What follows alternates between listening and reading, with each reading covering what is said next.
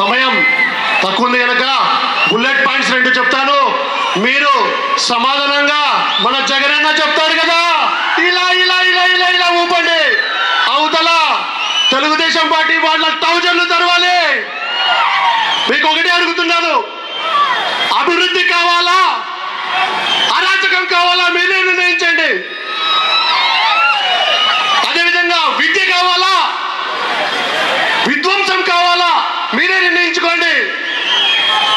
ఉపాధి కావాలా ఉపద్రవం కావాలా మీరే నిర్ణయించుకోండి.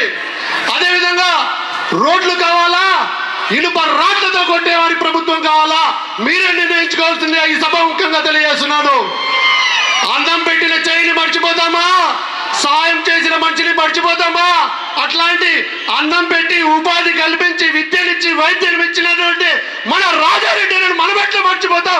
మన టోన్ ప్రజలు ఎలా మర్చిపోతారని ఈ సభాముఖంగా తెలియజేస్తున్నాడు. అదేవిధంగా మొన్న కొంతమంది అన్నం పెట్టిన చేయికి సున్నం పెట్టిపోయినారు కదా, వారికి రిటర్న్ గిఫ్ట్ ఉంటుంది తప్పకుండా అనుకుంటుండొచ్చు. ఇన్నాళ్ళు ఒక లెక్క, ఇప్పటి నుంచి ఒక లెక్క. అర్జునుడు వచ్చాడు ఇక్కడ, ఆయన కొడుకు వచ్చినాడు, లెక్కలు తిరిగి అప్పచెప్తాం. గుర్తు పెట్టుకోండి తెలుగుదేశం నాటి కార్యకర్తలకు ఒకటే చెప్తున్నా, బుగ్గన రాజారెడ్డి అన్న ఉన్నాడు. మే 13వ తారీఖున మన యొక్క ప్రపంచాన్ని ఉజ్వలించాల్సిందిగా కోరుకుంటూ జై జగన్, బుగ్గన నాయకత్వం.